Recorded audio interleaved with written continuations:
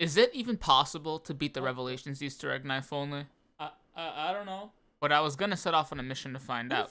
Who the fuck are you? Shush. I launched BO3, loaded up one of my favorite mods, and a game of Revelations. This test boss fight didn't really give me a lot of info because the mod I'm using only lets me test the second boss fight. However, the information I did learn was pretty good. The katana was really fucking good, like way better than I ever remembered. After 30 minutes of running around the boss fight, I realized I had to throw the summoning key at Ghost Thea and not aimlessly at the Shadow Man. And in order to complete this, I would have to let the boss fight fail at least once in order for the next attempt to give me enough time to laser the Shadow Man. All in all, it was still too early to tell for sure, but it was looking like it's fucking possible. Bearing all this information in mind, I got to work. I finished the first corruption engine, shot the 4 graves that marked the start of the Easter egg, and got immolation on my first hit.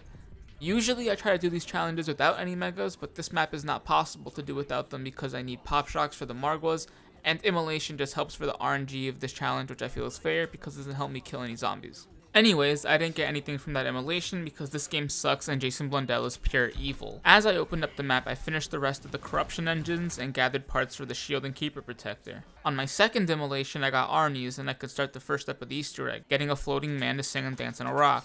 This lasts for like 3 minutes and I didn't have to defend him like you normally do because I trapped the last zombie behind a barrier. Once the mystery man was done with his performance, he gave me his EP and I took it over to Nock to give it a listen. That shit was trash. I was so angry that I went inside of a giant dude and aggressively threw a bunch of tentacles in his holes and birthed a bunch of tentacle people. This step has to be repeated 3 times, so I used my free trial to get a max ammo, and then another one using my cashback, which is the 3rd and last Mega Gobblegum that I'll be using this challenge. The only problem that I had was that I did these steps too slow and I had to wait for the second bug round in order to proceed. My footage for the rest of this game got corrupted, but long story short, the trick that I was gonna use didn't work because I had to leave Big Paul to get my 2 max ammos. The fix that worked for me was to switch out cashback for raindrops because it gives you 2 max ammos that you can use while you're already inside the apothecon. And I did exactly that. By the way, you're watching game 2. Just to be clear, I'm only allowed to use the max ammo from the raindrops. In this game, you see me accidentally pick up a perk, but in the final game, I don't do that. In fact, no Widow's Wine in the final game either. I was fucking pissed during this. I was so tired of not getting past this step. I mean, shit, you can see the concentration in my face right now. But luckily I had a bug round right now and I could do that trick that I was talking about earlier. All I had to do was finish a bug round in here and all the Margles will just auto die and progress the Easter egg steps. I don't know why, it's just a thing that fucking happens for some reason, okay? Thank the fucking Lord! I tried to let my guard down for a second, but now I had a Panzer on me, so I knew I had to gear up before I end up dead from a half-second exposure to his flamethrower. Chug and shield, necessities, priorities. I dealt with him and for a bit I just tried to burn through rounds to get points to upgrade my gun and the Apothecon Servant for the bone step, which is so boring that I'm gonna briefly skip over it in just a few words. Suck. Suck, suck, suck. Suck, suck. Is it a bird? Is it a plane? No, it's that flying bitch, and I shot that flying bitch with 4 lasers, and she turned into a physical form that I escorted to the teleporter. Before using the teleporter, I went back to spawn and picked up the wisp that you need for the super Easter egg. The wisp is important because once you place it down in Samantha's room, it unlocks the katana wallbite, which is the best melee weapon you can get on Revelations. After stealing the chronorium and getting my sword, it was time to go egg hunting, both literally and figuratively. I went around the map collecting each egg until I had all 4 and placed them in the Apothecon. 2 rounds worth of zombies later, and my Pokemon Go eggs all hatched into a bunch of Weedles. Weedles, who I then sacrificed to David Vondahar in exchange for some Apotheconian symbols. At this point, I was balls deep into this Easter egg. This was the farthest I had ever gotten by a long shot, and at the time, I was incredibly scared of what was about to happen. I was ready for the first boss fight, which I think is the harder of the 2, and just to add insult to injury, I wouldn't even be able to use my knife or katana during the fight. The only way for me to beat this is to use my pop shocks on the Margwas, but that also means that every single pop shocks has to be used on a Margwa. I can't waste even one on a zombie. The entire boss fight, the only thing keeping me alive would be my ability to train, which is questionable at best. The first step of the boss fight is to look at the order of symbols in this book and jot them down. I ended up missing one, but my brain filled in the gaps and we ended up with the code 1243. So I put in the code 1243. Is that it? Let's go!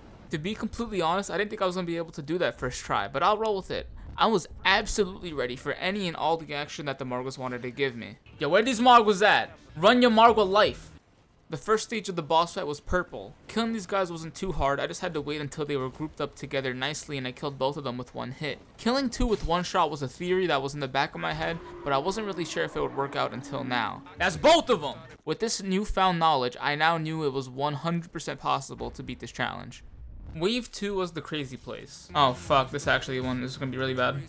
I got incredibly lucky here because a good 30 seconds into this wave, the Marg was lined up for a perfectly timed Goomba Stomp knife. That's both of them, again! That was the hardest wave, this one is the easiest. For low gravity, I just had to knife the Margers and then fly out the way.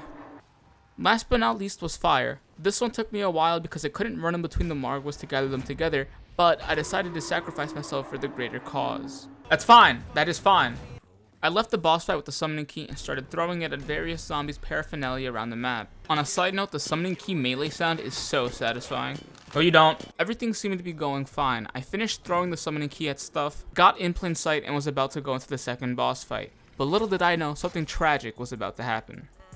Where in the fuck did my dick go?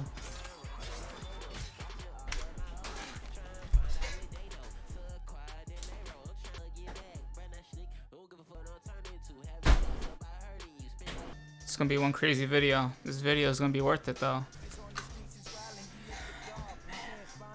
The run that you just watched was recorded on Wednesday, October 12th. It is now November the 2nd. So if I had to suffer for 3 weeks, you're gonna watch some of that fucking suffer. You're gonna watch some of the suffering. You're gonna watch it. So here we go. Here's the fails, the bloopers, whatever you wanna call them. Oh yeah, it's clip. Oh my fuck, I'm getting off this game, bro.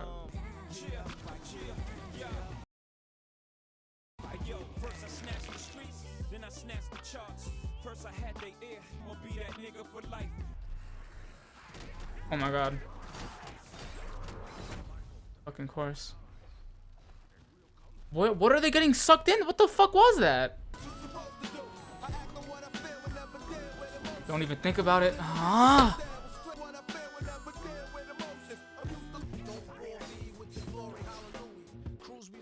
What the fuck, dude? I've been disconnected from the Black Ops 3 server. You motherfuckers, man.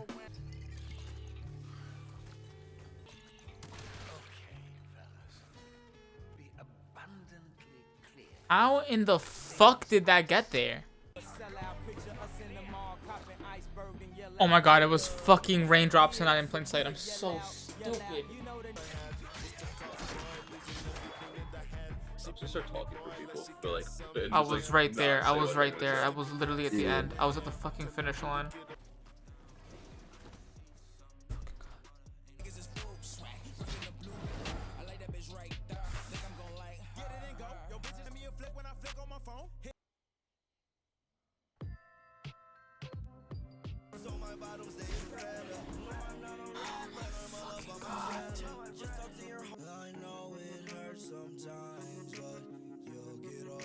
This song is fucking disrespectful right now. chocolate chip pancake. I didn't have. Oh my god, my game is over from that. Oh my, no way, no fucking way. Wah, wah, wah, wah.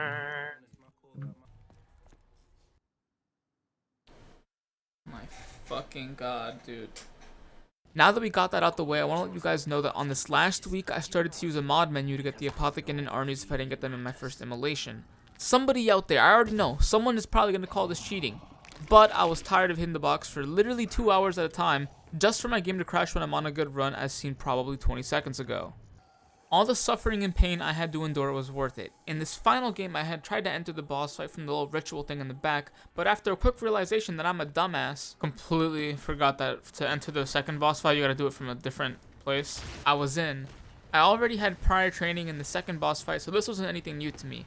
Besides a few close calls like this, I went through the entire boss fight pretty much unharmed until the end. Here we go. That's it. We did it. We did it. It's done. It's over. Thank fucking Lord Jesus Christ himself, the disciple. I'm downed? What? What the fuck just happened? Am I good? Okay, I'm good. I'm good. God damn, dude. That took too fucking long. 3.5-ish weeks. Maybe 4 even. That's it for the video. Subscribe and check the description. Garage next.